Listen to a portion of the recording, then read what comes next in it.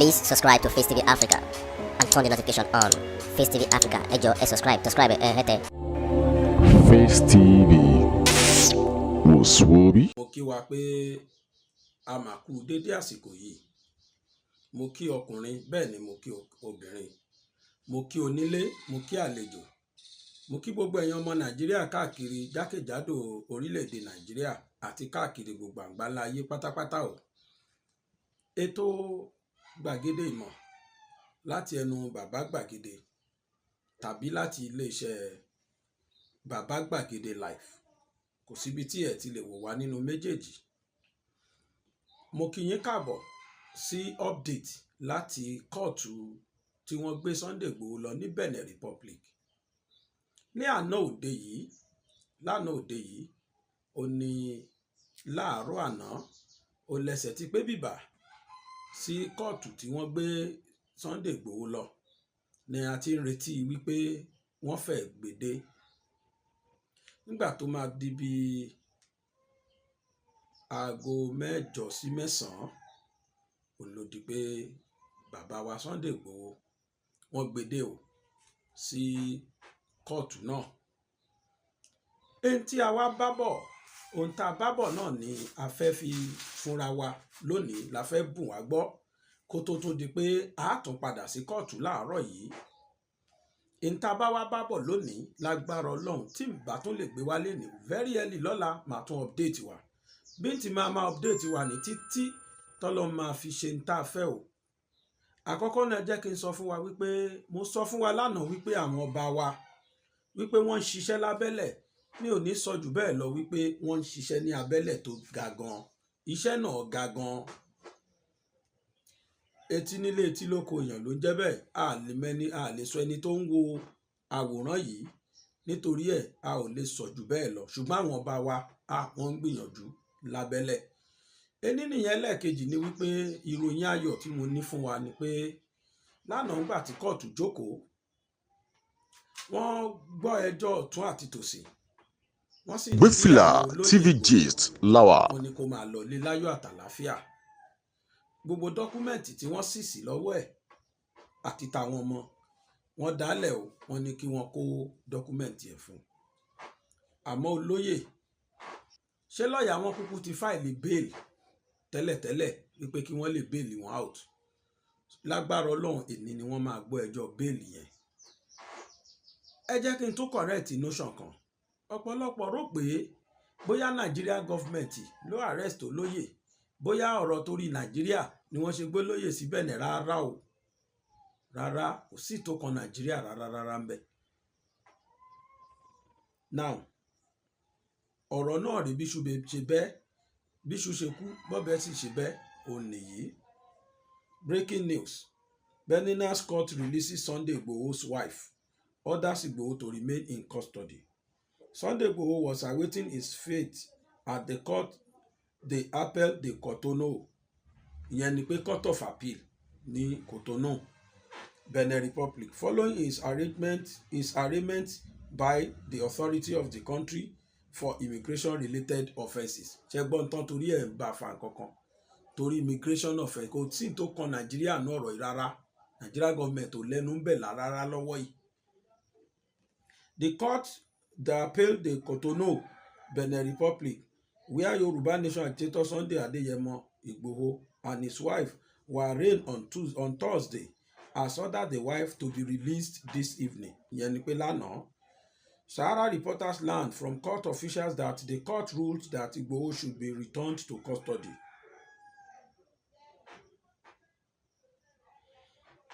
They just finished from court. The wife is to be released this night, ìyẹn ni pé lánàá, and Sunday is to remain in court. The matter was adjourned till Friday láàárọ̀ yìí, bẹ́ẹ̀ náà là ń lọ yìí, and officials said Sahara reporters had reported that Sunday Igboho was awaiting his fate at the court d'appel de Cotonou, Benin Republic, following his arraignment by the authorities of the country for immigration-related offences. Igboho was taken to court on Thursday afternoon. A source had told Sahara reporter that the activist was not for extradition to Nigeria. Ṣé rí pé tí mo sọ correct? A source had told Sahara Reporter that the activist was not for extradition to Nigeria. They had reported how Benin Republic police on Monday night arrested Igboho at Cardinal Bernardin International Airport in Cotonou while trying to fly from the country to Germany. So lẹ́ni kóòtù ní kí wọ́n dá Ìgbòho padà sí kọ́sítọ́dì àwọn ọlọ́pàá tó wà ní àná. Wọ́n máa wá gbé ẹjọ́ yẹn lẹ́ni. Ṣé rí bó ṣe ń sáré yá yìí nítorí pé ṣe ń lọ lábẹ́lẹ̀ náà ni. Ó yẹ kí wọ́n sún ìgbẹ́jọ́ yẹn sí bóyá bí oṣù kan àbóṣù méjì. Ṣùgbọ́n nítorí pé àdúpẹ́ fọlọ́hun, àdúrà yín ni kẹ́ ẹ ṣáà má dákẹ́ ẹ̀. Bí wọ́n ti ṣe rìlíìsì ìyàwó ẹ̀ lágbára Ọlọ́run súnmọ́ lẹ́ni kìtì gbọ́rì. Etí ó sì gbọ́rì lágbára Ọlọ́run. Ẹ wá jẹ́ àfẹsẹ̀kan dé Bẹ̀nẹ̀. Káwa náà lọ wo gbogbo bọ́rọ̀ ṣe ṣẹlẹ̀ lánàá. Mò ń padà bọ̀. Orúkọ mi ni Ajani Majid Adeleye. Okay, what are you here for? Àwa bí nítorí bàbá wa Sunday olóyè Ìgbòho tí èyí tí ìjọba Benin tí wọ́n dá dúró síbí. Okay, what do you want? You want him sent back to Nigeria? Fẹ́ kí wọ́n gbé fún Nàìjíríà rárá. Why? Ìtorí wípé ẹnìkan ni tó jẹ́ pé òun ló ń gba gbogbo àwa ọmọ Nàìjíríà là fún àwọn apààyàn tó wà lọ́hùn. Wá lọ ni wọ́n ti lọ sílé rẹ̀ ni wọ́n ti lọ bà ilé rẹ̀ jẹ́ tí wọ́n dẹ̀ pa àwọn èèyàn méjì sínú ilé yẹn. Wọ́n pa àǹfà kan wọ́n dẹ̀ pa ẹnìkan náà bẹ́ẹ̀. Lẹ́yìn yẹn a tún lọ sí láti kan ní Ọjọ́ta wá lọ wọ́n tó pààyàn ń bẹ̀ náà. Ẹ̀rí a tún kó àwa èèyàn gírísà. Wọn ò tí ì tàwọn tí wọ́n fi sílẹ̀ tàwọn tí wọ́n mú nílé rẹ̀ àtàwọn tí wọ́n mú ní kí wọ́n tí ì fi sílẹ̀ inú tí wọ́n fi lé sílẹ̀ fún yín. Àwa ọmọ Benin tí ó wà ní Nàìjíríà lásán bí wọ́n ṣe ń pa wá bí wọ́n ṣe ń kó lára wa kò kọ́ àwọn bá ti ń gbọ́rọ̀ orúkọ bàbá yìí òun ni wọ́n máa ń rìn ní ìtura sílẹ̀. Ó sọ pé òun ní jẹ́ ẹ̀ǹdíkà fún gbogbo àwọn tó àwa ọmọ Benin táwa lọ́hùn tí wọ́n bá ti pákó láàrin wa wọ́n á lè ráyè pa gbogbo wa táwa lọ́hùn ìjọba wọn á lè rí àti wọn fẹ́ dá fẹ́ kí wọ́n sílẹ̀ ìbẹ̀rù bójú ẹ̀ ní jẹ́ kí àwa máa rìn láàrin ìgboro Nàìjíríà. Ẹ̀rí ẹjọ́ ẹ má gbé fún ìjọba Nàìjíríà ẹ sílẹ̀ sí Benin àbí kí n jẹ́ kó máa lọ sí Jámánì rẹ̀ jẹ́jẹ́ kó má lọ sí Nàìjíríà o tó bá lọ sọ́run wọn á pa ni torí àwọn ọkọ ẹ̀ ti pa àwa tí a wà níbí àṣìkò síbẹ̀ ni wọ́n pa Abíọ́lá wọ́n pa àwọn èèyàn bẹ́ẹ̀ àfẹ́ ojoojúmọ́ ayé wọ́n ń dúgbò èèyàn bẹ́ẹ̀ ní dúgbò ẹran wọ́n bá ìyá sùn wọ́n lu ọmọ wọ́n bá bàbá sùn lójú wọ́n bá ìyá sùn lójú bàbá àfẹ́ àlèdàpọ̀ àlèkí kankan ẹjọ́ torí Ọlọ́run ẹ má bá wa gbé fún ìjọba Nàìjíríà o àfẹ́. Orúkọ ti tèmi ní Mikael Ajíbádé ọmọ ọ̀dọ́ lèmi àbúrò mi ní Sunday tí ó wà ní báyìí lẹ́yìn tí ìjọ àtòrí ẹ̀ wà ní báyìí. Nǹkan tí a fẹ́ tí gbogbo a fi péjọ ní báyìí lẹ́yìn ni pé a jọ arọ ìjọba Benin gbogbo ẹjọ́ tí wọ́n bá fẹ́ dá kí wọ́n yanjú gbogbo everything ní Kútọ́nù ní báyìí àfẹ́kọ́ gbé Sunday lọ sí Nàìjíríà. Àwọn ìjọba Nàìjíríà ìjọba apààyàn ni wọ́n gbogbo ẹni tó bá ti ń sọ òótọ́ wọn ò kí ń tẹ̀lé àfẹn tó bá ń parọ́ nítorí ìmọ̀ títí wọn nìkan. Gbogbo àwọn tó ń kidnap àwọn èèyàn tó ń jí àwọn èèyàn gbé gbogbo àwọn tó ń gbé K47 lọ́wọ́ kiri wọ́n wà ń bẹ̀ wọn ò lọ gbé wọn wá kílì wà ń bẹ̀ wọn ò lọ mú wọn many people wà ń bẹ̀ láwọn ọ̀dà wọn ò lọ mú wọn wọ́n mọ́lé wọn ò lọ mú wọn. Sunday Igboho ó wá jẹ́ pé ilé ẹ̀ ibi tí ilé ẹ̀ wà lákọ̀ọ́kọ́ àwọn náà ni wọ́n lọ́yàn lọ wọ́n lọ finá síbẹ̀ wọ́n tún wá lọ kọ ìlú ilé ẹlẹ́kejì ibi tó ń gbé wọ́n tún pa èèyàn méjì sí ní ọrùn so wọ́n tún pa àwọn èèyàn lọ. Àwọn Lady K Omíyalé Táíwò gbogbo wọn wà ní kọ́tọ́rì àwọn DSS l'Abuja till now. Oúnjẹ kí ni wọ́n fún wọn bẹ̀ omi wo wọ́n fún wọn mu kí ni ẹ̀sùn tí wọ́n kà fún wọn ní ọrùn tí wọ́n fi gbé wọn lọ síbẹ̀. Ìjọba Nàìjíríà wọn ò tẹ̀lé òfin o wọn ò tẹ̀lé òfin so ìjọba apààyàn ni wọ́n àfẹ́ kí wọ́n gbé Sunday àfẹ́ kan. Sunday kì í ṣe kírímínà o ó ń jà fún human rights ẹ̀tọ́ ọmọ ènìyàn ló ń jà fún nílùú yìí òun dẹ̀ ní ó fi àwọn èèyàn ní ọkàn balẹ̀ nílé àti lóko èèyàn gidi ni o àfẹ́ ìpalára fún. tó àwọn nǹkan tó ṣẹlẹ̀ bá a ṣe wà nítorí wọn ò jẹ́ kẹ́nikẹ́ni wọnú kóòtù yẹn àwọn tó dẹ̀ wọbẹ̀ wọn ò gbà kẹ́nìbọ̀dì rí kóòtù ó dẹ̀ tó súnmọ́ yín tó jókòó lẹ́gbẹ̀ẹ́ yín ẹ̀ lè sọ tẹ́ bá ṣe ń yọ fóònù lóṣù máa bá yín fọwọ́ dá padà wọn ò gbà kí anybody record anything lẹ́yìn pé wà ń ta ẹ record lẹ́ẹ̀ ṣe rí proceedings yẹn bó ṣe lọ anybody ò lè record anything ení nìyẹn. Ẹlẹ́ẹ̀kejì ni pé rìpọ́ọ̀tù kan ń lọ káàkiri pàápàá jùlọ lánàá wípé olóyè Sunday Igboho níṣe ni wọ́n dè níṣe nílẹ́sẹ̀ mọ́lẹ̀ àtọwọ́ ọmọ Yorùbá. Kódà rìpọ́ọ̀tù yẹn níṣe ló ń sunkún bọ̀ lọ bí obìnrin. Ọ̀rọ̀ ò rí bẹ́ẹ̀ o, láyé láyé láyé ọ̀rọ̀ ò rí bẹ́ẹ̀. Tẹ́ni ọmọ ológo mọ ẹnìkan délé tó wà ní Bẹ̀nẹ̀ yẹn tó ń rí Sunday Igboho dáadáa nígbà tí wọ́n fi sí inú ibi tí wọ́n fi sí. Ọmọbìnrin yẹn pe ẹni náà lórí program ẹ̀, ibẹ̀ lèmi ti kọ́ wò ó.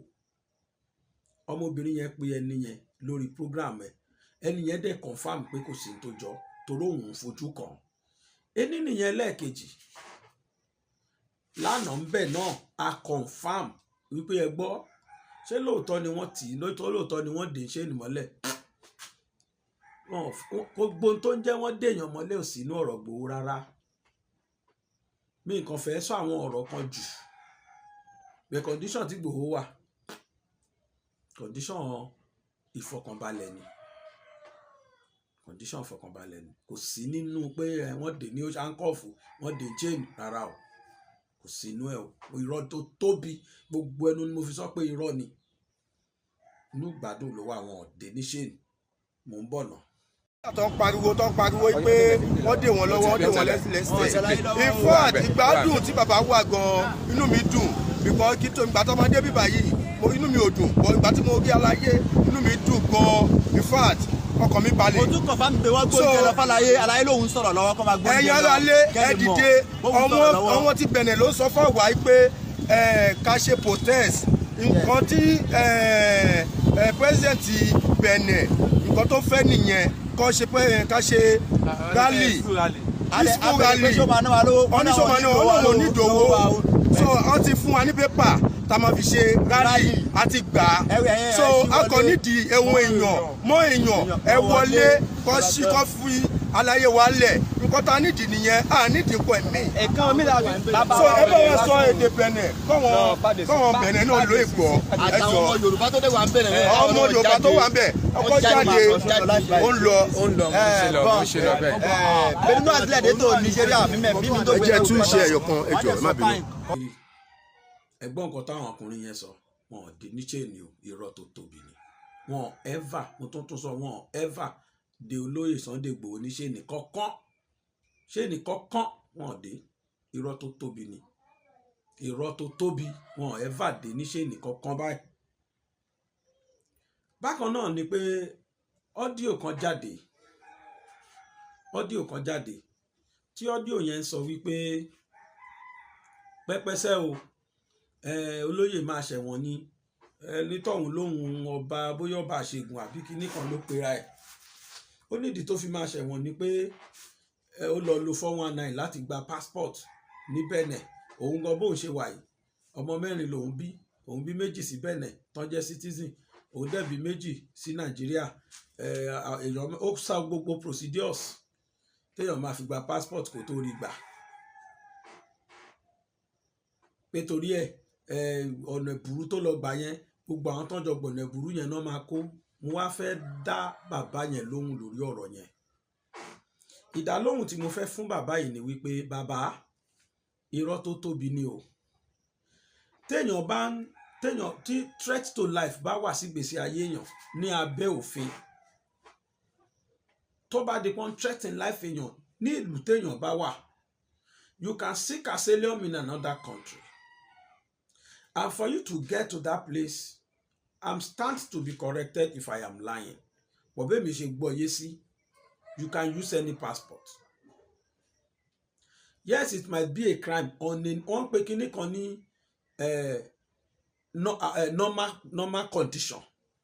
Under normal circumstances, in tí bàbá yẹn sọ correct.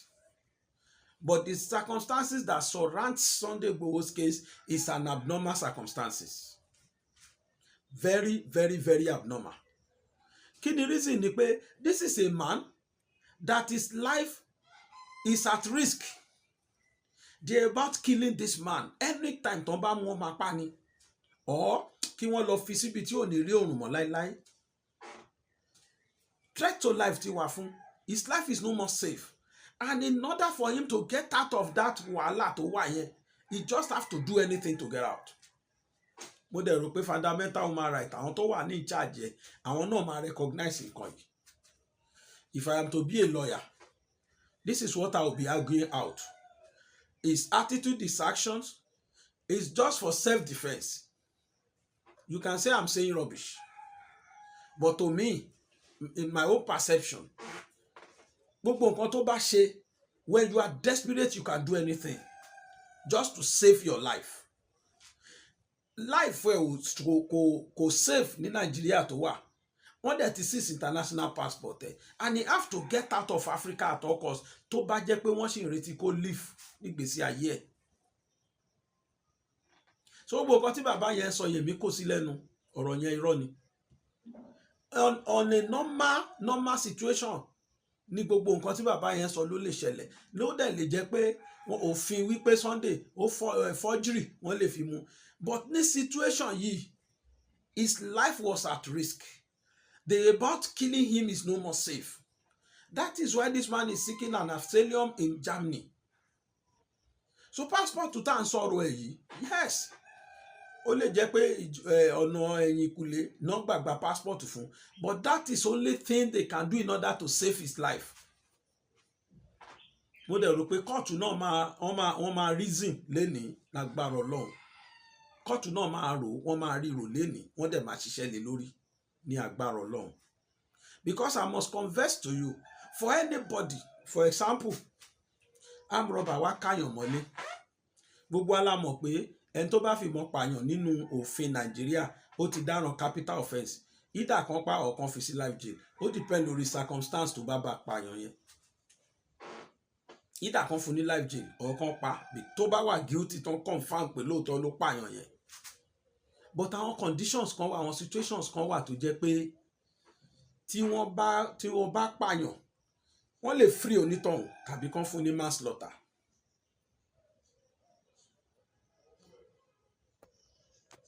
Wọ́n lè free ẹ̀ tàbí kán fún ní manslaughter.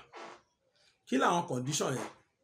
Amúrọ̀bà wá káyàn mọ́lé sìn, ó gbé ìbọn dání, ìwọ wá nígi lọ́wọ́ kan tó rọra tọ́jú sẹ́yìn ilẹ̀kùn, ó wá ń bẹ̀ kó má pa ẹ́, kó jọ kó má pa ẹ́, súnmọ́ bí ẹ̀yìn igi yẹn. Lọ́wọ́ ẹ bá tógi, kóhun tó sọ pé òun ṣe ní tí ó fọ́ igi yẹn mọ́ lọ́wọ́, ìbọn jábọ́, ló bá yín lù gbà. Self defense náà pẹ̀lú ẹ̀ ní òfin. Because the situation tó fi pa ẹni yẹn is abnormal. It's not in normal circumstances. Abnormal ni. Ó yìnbọn yẹn mọ́ for self defense. If you are able to prove it wípé lódodo ó lẹ́ni ìgbébọn wá ká ẹ mọ́lé, lóde ẹ̀yìnbọn yẹn mọ́ láti fi defend ara ẹ̀, the court may free you. You may be free. Ó depend lórí bó bá ṣe lè prove the authenticity of wípé ẹni yẹn gbébọn wá káyàn mọ́lé. That is number one. Number two, èèyàn tí oko bọ̀, oko ọdẹ tó gbébọn dání, tàbí ó ń ti oko tó lọ robọ̀, farm, àdáwà lọ́wọ́ ẹ̀ tó ti pọ́n dáadáa, tó fi lọ ṣoko tó ń bọ̀. Nígbà tó máa ṣílẹ̀kùn ní ilé ẹ̀, ó bá ọkùnrin míì lórí ìyàwó ẹ̀. Ìtara wípé òun bọ́kùnrin lórí ìyàwó ẹ̀ yẹn, ó kàn mú àdá yẹn ni ó ṣá ọkùnrin yẹn pa. Wọ́n lè charge ẹni yẹn fún murder o. Manslaughter ni wọ́n máa charge ẹ̀ fún. Ẹbí àwọn tí wọ́n jẹ́ lọ́ọ̀yà léèrè. Why wouldn't they charge him for murder? The reason being that ẹni yìí condition yẹn kò lè control ẹ̀ mọ́. Àdá yẹn dẹ̀ ti wà lọ́wọ́ ẹ̀ láti lẹ́bẹ̀.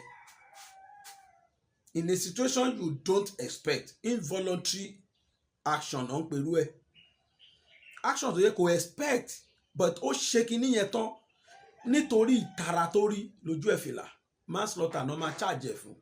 It's not murder. But tó bá jẹ́ pé bó ṣe ń bọ̀ yẹn kò sí àdá kankan lọ́wọ́ ẹ̀. Ó bá yàwó àtàlé ẹ̀ lórí ara wọn, ó wá tilẹ̀kùn. ó wá ṣe lọ nu ilé ó ṣe lọ wá àdá ó ṣe mú àdá yẹn wá sílẹ̀kùn padà mọ́dà nìyẹn. Ẹ béèrè lọ́wọ́ àwọn tí wọ́n jẹ́ lọ́ọ̀yà o. So àwọn abnormal conditions, you use abnormal law láti fi settle abnormal cases.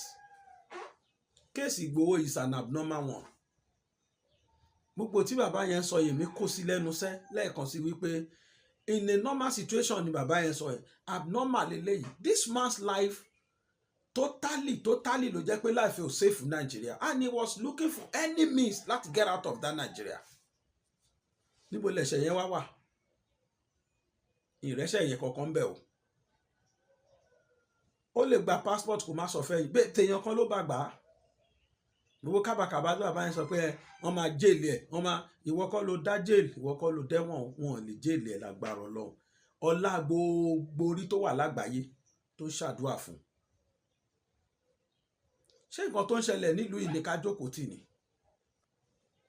Àwọn tí wọ́n lọ ká Ìgbòho mọ́lé tó bá jẹ́ pé kí Ìgbòho ṣe ṣìpa ẹnìkan péré nínú wọn ó dáràn. Inú ẹjọ́ tí mo dẹ̀ gbọ́ pé gọ́fìmẹ̀ntì gbé lọ sí court mo gbọ́ pé wọ́n sọ pé Ìgbòho wọ́n parọ́ mọ́ kó pa ìkan náà custom. How can people be behaving in this way? They just want this man down at all costs nítorí pé ó ń takò Fúlàní. Kò ṣẹ̀ṣẹ̀ kankan tó ṣẹ̀ mo sọ lánàá wípé ẹ̀ṣẹ̀ tí Ìgbòho ṣẹ̀ Fúlàní gọ́fìmẹ̀ntì ló ṣẹ̀ kò ṣẹ̀ Nigerian government. Torí wọ́n rí as a stumbling block fún wọn láti achieve Fulanization of Nigeria tó fẹ́ ṣe. Ni wọ́n ṣe ń win chọ́ǹtẹ̀ ní wọ́n ṣe ń lé kiri pé dandan. But èmi mọ̀ pé lágbára Ọlọ́run dúdùn ó lọ́sàn máa so. Etí wa máa gbọ́re léni ẹni náà ni kò dọ́là ní agbára Ọlọ́run ẹni la máa gbọ́ gbogbo ibi tá à ń lọ lágbára Ọlọ́run ẹlẹ́dàá.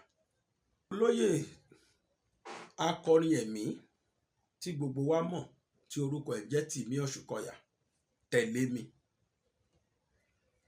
Wọ́n sọ ọ̀rọ̀ tó wú gbogbo ayé lórí ọ̀rọ̀ Sunday Igboho. Wọ́n warn everybody tí wọ́n bá pa ọmọkùnrin yẹn ní tó máa ṣẹlẹ̀ ní Nàìjíríà á ya gbogbo ayé lẹ́nu. You see, tọ́lọ́mbà ti dáyàn ó ti dá tọ́lọ́mbà dẹ̀ pèèyàn dá sọ̀rọ̀ ó ti pè dá sọ̀rọ̀ ni.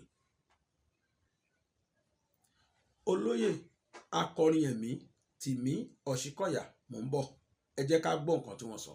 Nothing happens in the southwest. Ọlọ́run máa dìde ó máa bínú àtàwọn southwest. Iléyá o ọmọ Nàìjíríà iléyá bí a kò bá mọ bí àmì lọ ṣe bóyá ká padà sílé àjọwọ́nú àpọ̀n tí kò yọ àtẹ̀tẹ̀ bọ́ mi làkàná. Ìgbòho ní pé bọ́n ṣe ń pa àwọn èèyàn pé kò dáa. Ó dẹ̀ ń káàkiri single-handedly ó lọ disarm àwọn èèyàn ó dẹ̀ lé wọn kúrò. Ìjọba ní pé ẹni tí ó yẹ ká ṣí ogún ojú tì í sìn ní ẹni yẹn gbéra. Ṣé wọ́n fẹ́ arrest ẹni? That is the question. Àwọn leaders wa àwọn the governors the elders Yorùbá land tí wọ́n máa dákẹ́ tán bá sọ tán bá gbé ìgbésẹ̀. I don't want to be rude. Question tí mo fẹ́ béèrè lọ́wọ́ Buhari àti ìjọba ní pé àwọn èèyàn wa ń kú kò sí nǹkan tán kì í ṣe wọ́n á pa wọ́n wọ́n á fi ipá bá wọn lò pọ̀ wọ́n boko wọn jẹ́ wọ́n ṣe ògbẹ́ ní ilẹ̀ bàbá wọn wọ́n dẹ̀ sọ pé kíní ò da àárín ipá kankan ìgbésẹ̀ kan tí ìjọba gbé fún ààbò àwọn ènìyàn. So if you have a government that cannot protect you, what is the essence of such government? Kò sóúnjẹ nílùú. The poverty is so dangerous. Ṣé kéèyàn wá sùn pẹ̀lú ojú méjèèjì pẹ̀lú ìjọba bẹ́yẹn? So tí tíjọba ò bá kùnà nípa nǹkan tó yẹ ṣe fún ìlú kò sí ní láti sọ pé wọ́n ń lọ náà ó lè lọ ọ̀nà ń bá yàn lé àwọn ajínigbé wọ́n á jíyàn gbé wọ́n á béèrè ransom. Ìjọba fẹ́ settle pẹ̀lú àwọn tí wọ́n fẹ́ dialogue pẹ̀lú àwọn tó ń jíyàn gbé wọn ò rẹ́ láti dialogue pẹ̀lú àwọn citizens tí bí ń pa. Wàhálà dé sórílẹ̀-èdè Nàìjíríà wọn ò fura torí wọ́n ní security. Wọ́n pa ọlọ́run ààbò ilẹ̀ Góṣẹ́nì nígbà tó bá dáàbò bá wọn tiẹ̀ àwọn expose wọn nǹkan tí mo mọ̀ ní pé ọlọ́run fẹ́ la Nàìjíríà kọjá. Quote me, between now and the month of October ọlọ́mọ ala Nàìjíríà kọjá ẹni tó bá ti tà tó rà ọ̀nà ló máa jẹ́ torí òjò ẹ̀sìn ó máa rò kò sẹ́ni tó dẹ̀ lè mú. ohun gbogbo ló gbogbo lè rí owó ọkọ̀ ò ṣe é sọ búrẹ́dì pẹ̀lú mílìkì ìyẹn ṣáàtì ní májèlé ilé tìyà ò jìyà lọ. Iléyá o ọmọ Nàìjíríà. ká padà sílé ẹni. Iléyá o ọmọ Nàìjíríà. a padà sọ́dọ̀ Olódùmarè.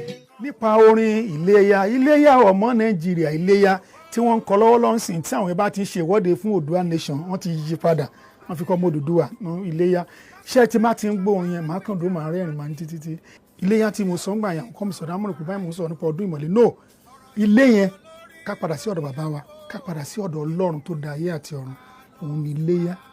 ọ̀pọ̀lọpọ̀ nǹkan tí mo ti kọ lórin tó wá ń ṣẹlẹ̀ ń sìn inú mi ò dùn sí i tí wòlíì bá sọ̀rọ̀ ó sọ̀rọ̀ kí ìṣẹ̀lẹ̀ kó má ṣẹlẹ̀ ni tó wọ́n bá ṣẹlẹ̀ ìbànújẹ́ ló máa ń jẹ́ fún wòlíì kò ń ṣe ayọ̀ mo kàn bá wọn ní orin tí mo kọ nígbà yẹn ta ló mọ ìpò yẹn ṣì máa nítumọ̀ títí dé sìn 28 years later.